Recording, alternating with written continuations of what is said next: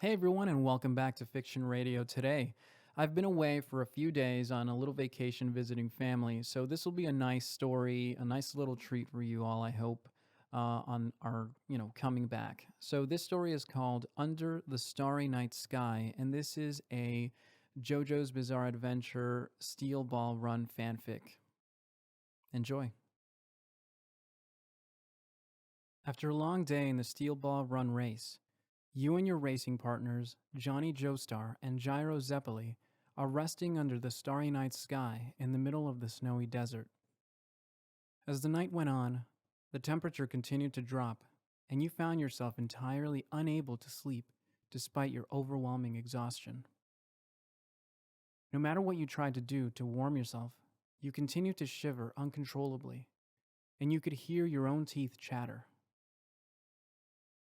"You doing all right over there, darlin'?" Johnny asked in a sleepy tone. "Damn, I guess you can hear it too," you thought to yourself.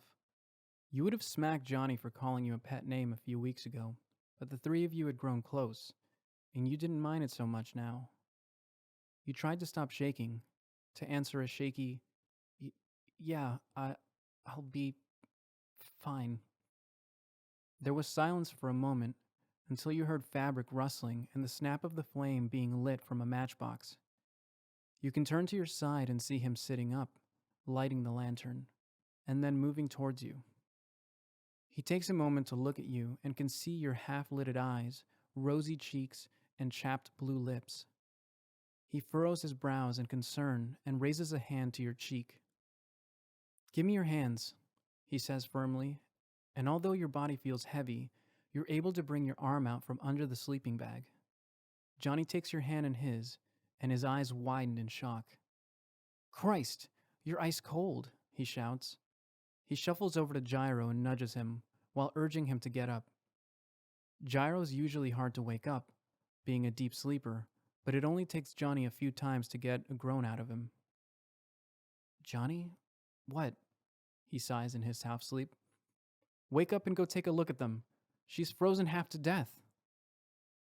That was enough for Gyro to wake up completely, shuffle out of his sleeping bag, pull his overcoat on, and rush over to you. You look to see him above you, to your left, and Johnny over on your right. At your initial appearance, Gyro scowls and shoots a look at Johnny before turning his attention back to you. "Talk to me. What are you feeling?" You tighten your jaw and attempt to speak. I'm just really cold. Can't warm." You tried your best, but your speech was slurred and mumbled. Gyro's lips thin and he shakes his head. "Shit," he sighs. "She's hypothermic, Johnny. We need to warm her up now." "Damn it, I knew it. What do we do?" Johnny asks, voice dripping in concern, as Gyro starts taking his own jacket off. "Take all your clothes off. Just keep your boxers on. And get your sleeping bag open as fast as you can." You can feel Gyro start to unzip your sleeping bag, the cold gradually creeping in. "Gyro, are you serious? It's freezing out here," Johnny protests, as Gyro begins to pull you out of the warmth of your sleeping bag. "Just do it, Johnny. This is the only way to save her out here," Gyro snaps. You nearly cry out at the sudden cold, and Gyro is quick to pull you against his chest. Don't worry. You'll be warm in no time." His voice warm flesh was comforting, but the biting cold still nipped at your fingers and toes. Gyro stands with you in his arms and carries you towards Johnny's open sleeping bag, laying you down gently on the plush fabric.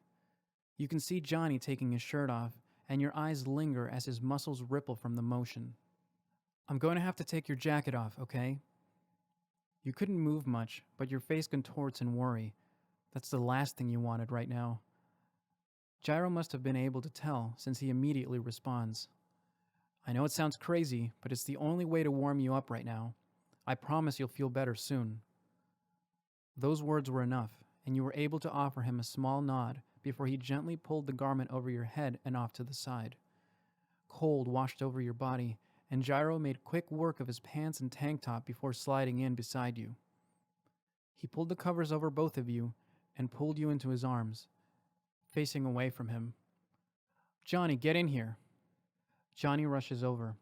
He takes his blue beanie off, letting his unruly hair become even more messy, and firmly puts it on your head, making sure to cover your ears. Johnny then carefully slides in right beside you, zips up the sleeping bag, and turns over towards you. Johnny moves in as close as he can and wraps his arms around you, right above Gyro's.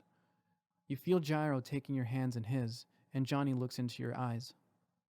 The three of you in one sleeping bag was absolutely a tight fit, but it was the opposite of uncomfortable.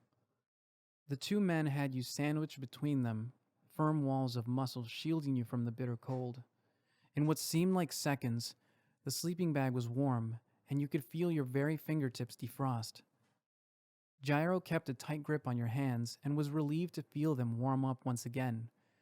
Johnny kept a close eye on you, making sure you were awake and starting to feel better. Johnny, are her lips still blue? Gyro asked softly. Johnny takes a moment to carefully examine them before saying, They're better, but definitely still blue, Johnny says, and you simply look at him sleepily. Kiss her, Johnny. You can feel both yours and Johnny's muscles tighten at Gyro's request. What? Johnny asked, dumbfounded. You heard me. Kiss her, and stay there for a minute. We can't risk any hypothermia out here, Gyro commands. He sounds very serious, but you know there has to be a shit-eating grin on his face. Judging by the way Johnny is looking at him anyway. Johnny peels his eyes away from Gyro and looks at you. Is it okay if I kiss you? He asks softly, and you swear you can see a blush form on his cheeks. You've never seen him embarrassed before, but his expression is adorable. You nod and smile, before Johnny leans in for a deep kiss. His warm lips on yours feel like magic. You close your eyes and enjoy the moment. Johnny deepens the kiss, and you lean into it with a small moan. Between the intensity of the kiss, his warm breath on your cheeks, and his bare chest up against yours, you forgot where you were, or why you were kissing in the first place. The two of you continue kissing until Gyro starts laughing, and you can feel the vibrations from his chest against your back. Johnny breaks the kiss, pulling back with a visible blush across his cheeks. He looks flustered and glares at Gyro, who continues to giggle. Yo-ho? I bet her lips aren't cold anymore, eh, Johnny? Johnny's expression remains the same until you start giggling along with Gyro. It's clear you're already feeling much better, which brings a smile to Johnny's face. Gyro holds you tight against him as Johnny gently strokes your hair, until the three of you fall asleep under the starry night sky. I hope you all enjoyed this story. Please leave a like if you did, and it would be wonderful if you could subscribe to the channel to stay up to date with more of our weekly narrations. Until next time.